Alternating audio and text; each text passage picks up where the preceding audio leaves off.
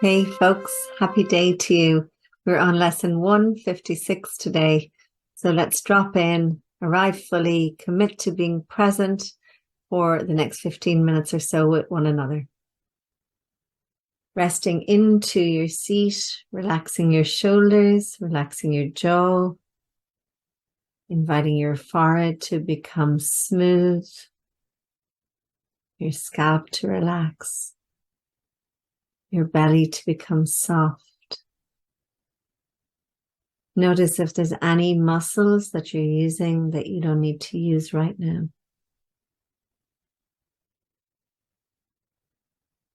This gorgeous softness is available to you.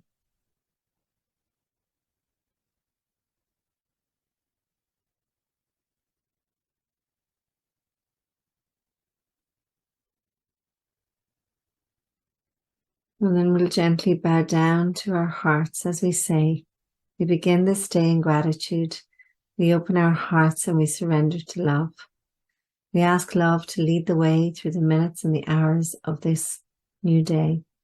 We welcome joy, fun, and abundant prosperity. We recognize that all encounters are wholesome and that all experiences can be met with a peaceful heart that is anchored in the truth that we are one, we are love, and that we are free. And we release these words now, and so we let it be.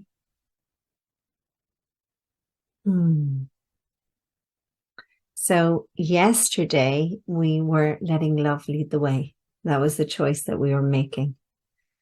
And today our lesson is I walk with God in perfect holiness. Or if you prefer, I walk with love in perfect holiness. So now that we've said yes to letting love lead the way, we are literally walking with love in our hearts in perfect holiness. Today's idea states the simple truth that makes the thought of sin impossible. So remember, all sin is about separation, and we're not separate from God. We're one with God. It promises that there is no cause for guilt, and being causeless, it does not exist. It follows surely from the basic thought so often mentioned in the text. Ideas do not leave their source. So we are an idea in the mind of God. We never, ever leave our source. We never have, and we never will. If this is true, how can you be apart from God? How can you be separate? How could you walk the world alone and separate from your source? We are not inconsistent in the thoughts that we present in our curriculum. So everything in this Course in Miracles has a consistency. Truth must be true throughout if it be true. It cannot contradict itself, nor be in parts uncertain and in others sure. You cannot walk the world apart from God or apart from love, and you could not be without God. God is what your life is. Where you are, God is. There is one life, and that life you share with God. Nothing can be apart from God and live. So if you think about God as this divine life force and energy that permeates through all, you can't possibly separate from it. Yet where God is, there must be holiness as well as life. No attribute of God's remains unshared by everything that lives. What lives is holy as God's self, because what shares God's life is part of holiness and could no more be sinful than the sun could choose to be of ice, the sea elect to be apart from water, or the grass to grow with roots suspended in the air.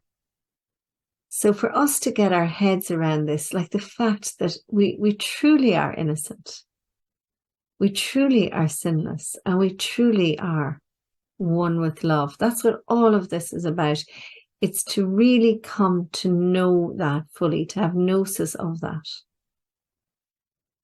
There is a light in you which cannot die, whose presence is so holy that the world is sanctified because of you. All things that live bring gifts to you. The waves bow down before you, and the trees extend their arms to shield you from the heat, and lay their leaves before you on the ground that you may walk in softness, while the wind sinks to a whisper round your holy head. So everything is designed so, like God's design is absolutely impeccable. It's so perfect. And the only thing that changes it is us and our illusions. That's it. And in fact, it's not changed. The fact that it's the idea that it's changed is an illusion in itself. So why not decide to dismiss with all illusions and to live in this truth?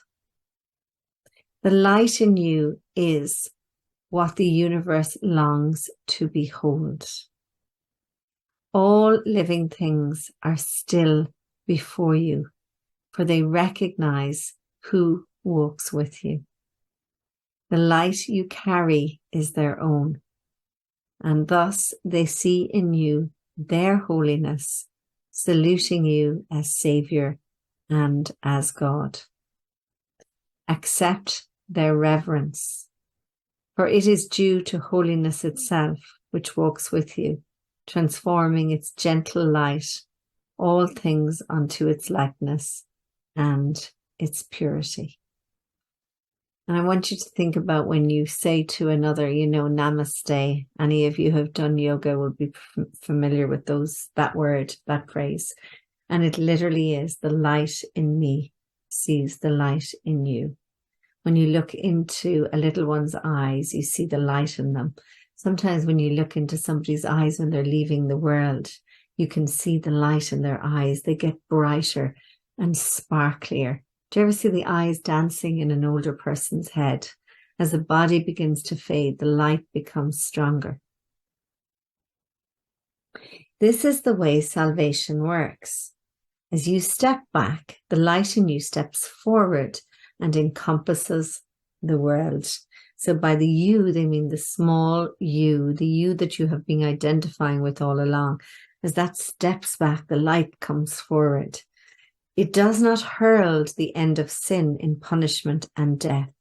So it's bringing much better news than that. In lightness and in laughter is sin gone, because its quaint absurdity is seen. We begin to recognize in the light, like literally you're bringing light into everything, and you're beginning to see the truth, and you're beginning to see the madness of thinking that you are anything other than one with love. It is a foolish thought, a silly dream, not frightening, ridiculous perhaps, but who would waste an instant in approach to God for such a senseless whim? Like, why would you move forward if you believed in sin? Yet you have wasted many, many, many years on this foolish thought. The past is gone, and with all its fantasies, they keep you bound no longer. The approach to God is near, and I would even say the approach to God is here.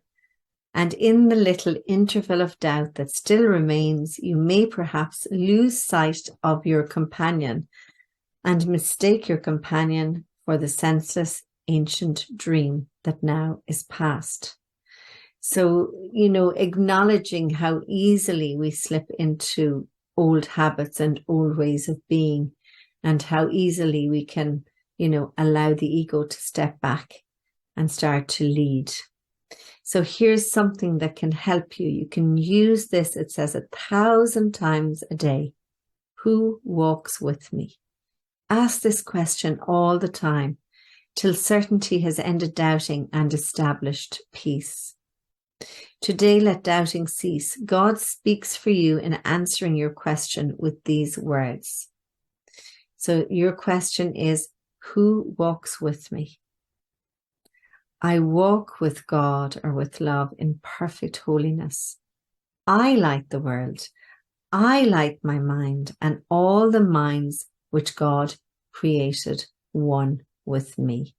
When you're making a statement like that, you can be sure that it is the I that is not separate, the I that is one with love, the I that is the truth of who you be, that is making this statement.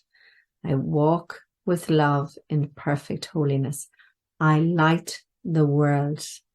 I light my mind and all the minds which love created one with me. So we're going to be in meditation with this. So if you want, you can come in with the question, who walks with me? Love goes with you wherever you go. Okay. So gently closing your eyes down. Drop into your heart. You know, a similar question, who am I? What am I? You are the light.